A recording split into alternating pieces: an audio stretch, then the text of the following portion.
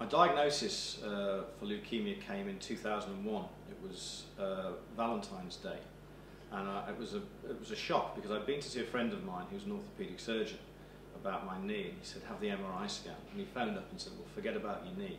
He said, there's a problem with your blood. So he popped me back in for blood tests, and from there it all happened, and my whole life changed.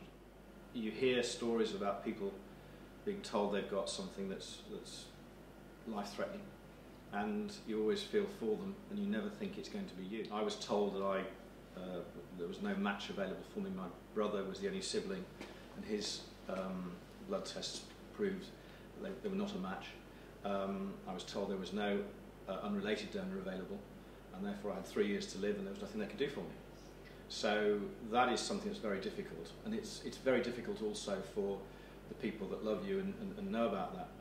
The only thing available to me was new science, and clinical trials didn't really exist. In 2001 there were no clinical trials for blood cancer in the UK, but I did some research, and in America there was a drug so new it didn't have a name. It was STI 571, a signal transduction inhibitor developed in a lab in Oregon, and it looked very promising in its very early phase trials. And I got referred to Professor Craddock here at the QE hospital, and the option was, and I said to him the first time I met him, can I get on to this drug? And my view was I'd go to America if I had to go and stay there for X number of months and try to get onto the drug. I now know that would have been impossible, because people they've done that, they've gone to the hospital and they've been turned away at the door and sent back to the airport because it's illegal for them to have that drug until it's approved. So this was still in trial basis. And luck is something which I just found. I was lucky to get diagnosed. The next bit of luck was meeting Professor Craddock and his team here, and all the other great doctors. And in those days, not the nurses, because there weren't trial research nurses around. The other bit of luck was the fact that this drug was coming to England for a drugs trial.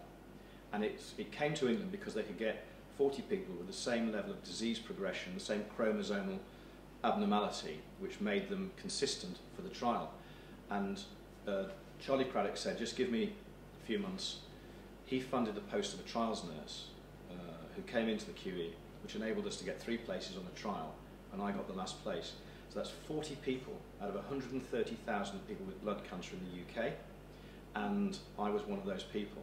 I think all but one on that trial are now still with us.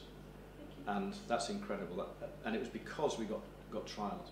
And that's actually what stimulated Charlie and myself to form Cure Leukaemia, to make sure we take luck that I benefited from out of the equation, and to get as many other people with all sorts of different blood cancer diagnoses into trials, and to get this new treatment to them as quickly as possible. The new science that's coming through is absolutely critical, because it can be personalised stratified medicine. It's something which is the future.